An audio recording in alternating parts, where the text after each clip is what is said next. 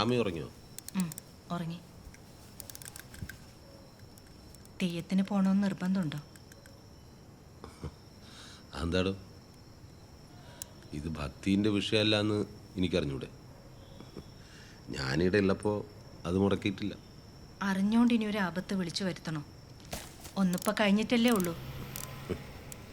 ഇങ്ങനെ ഒരു വാർത്ത നീ ആദ്യമായിട്ടാണ് കാണുന്നത്. നമ്മുടെ ഈ സ്ട്രഗിള് ഇന്നും ഇന്നലെയും തുടങ്ങിയതല്ലല്ലോ. നമ്മളിതിൻ്റെ ഭാഗമല്ലേ. പിന്നെ ഭീഷണി, അതിനെ അതിജീവിക്കലല്ലേ വേണ്ടത്, അല്ലാണ്ട് ഒളിച്ചോടല. ഇങ്ങനെ എത്ര കാലാന്ന്?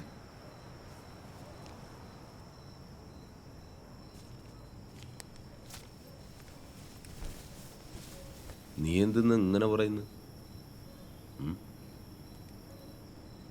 രാഷ്ട്രീയമായി ഇതൊരു വിജയാവസരമാണ്. എനക്കത് അങ്ങനെ കാണാനാണ് ഇഷ്ടം. അതായത് ഇങ്ങളെ തന്നെ ആരാധിക്കുന്നത് തുടരുമെന്നർത്ഥം.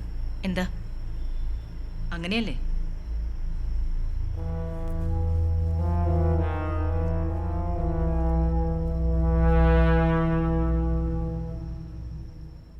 നിങ്ങൾ 6 പേർക്കാണ് നൈറ്റ് ഡ്യൂട്ടി. പ്രൊട്ടക്ഷൻ വിങ്ങിൻ്റെ കാര്യം മൂന്നൻ അറിഞ്ഞിട്ടില്ല, അറിയിക്കുന്നുമില്ല. ഗൺമാനുമായിട്ടുള്ള കമ്മ്യൂണിക്കേഷൻ പ്രോപ്പർ ആയിരിക്കണം. എന്ത് സംശയം ഉണ്ടായാലും സ്റ്റേഷനുമായി ബന്ധപ്പെടണം. Okay guys. അയ്യപ്പദാസ് സർ, സഖാവിൻ്റെ ഗൺമാൻ പോസ്റ്റ് മാറുന്ന കാര്യം SP കമ്മ്യൂണിക്കേറ്റ് ചെയ്തിരുന്നില്ലേ? Yes sir. എന്നിട്ട് എന്തായി? സർ, തീയതിൻ്റെ ദിവസം കഴിഞ്ഞാൽ ഞാൻ എൻ്റെ തീരുമാനം പറയും. ഇലക്ഷൻ വരെ സമയമുണ്ടല്ലോ. Okay, good. ശരിക്കും 2 പേരെ പോസ്റ്റ് ചെയ്ത് ടേണായി ഡ്യൂട്ടി ചെയ്യേണ്ടതാണ്. ഗവൺമെൻറ്റിന് അധികം ചെലവ് വരുമെന്ന് പറഞ്ഞ് സഖാവ് തന്നെയാണ് അത് തള്ളിയത്. എനിവേ, നമുക്ക് നോക്കാം. സർ. പിന്നെ സർ, പുറത്ത് തനിക്കൊരു വിസിറ്ററുണ്ട്.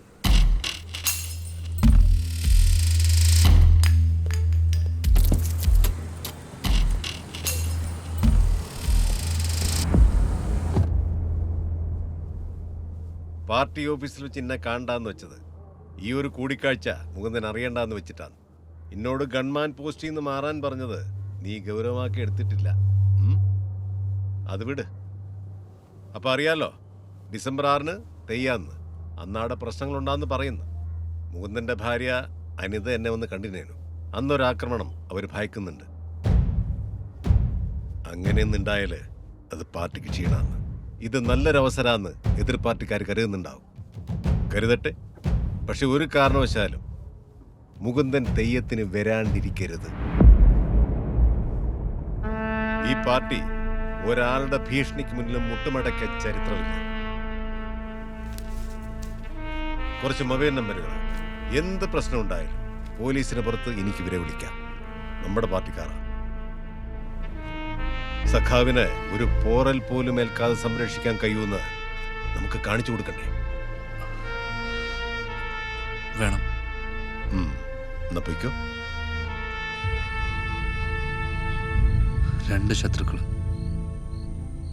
ഒരാൾ ഇരുട്ടിൽ, മറ്റേയാൾ വെളിച്ചത്തിൽ. എല്ലാവരുടെയും ലക്ഷ്യത്തെ ദിവസം. ഇവരിൽ ആരെങ്കിലും ഒരാൾ അത് ചിലപ്പോൾ കൃത്യമായി ചെയ്യും, അല്ലേ? നീ എന്ത് ചെയ്യും? എനിക്കറിയില്ല. പോലീസിലൊക്കെ അവർക്ക് ഒരുപാട് ആൾക്കാരുണ്ട്. ഈ സത്യം ഞാൻ വഴി ലോകം അറിഞ്ഞാൽ അവരെന്നെ കൊല്ലും. നമ്മളിപ്പോൾ സംസാരിക്കുന്നത് പോലും അവർ ചിലപ്പോൾ അറിയുന്നുണ്ടാവും. നീ വിഷമിക്കണ്ട, എല്ലാവരും ഇറങ്ങട്ടടാ. ഒന്നും സംഭവിക്കില്ല.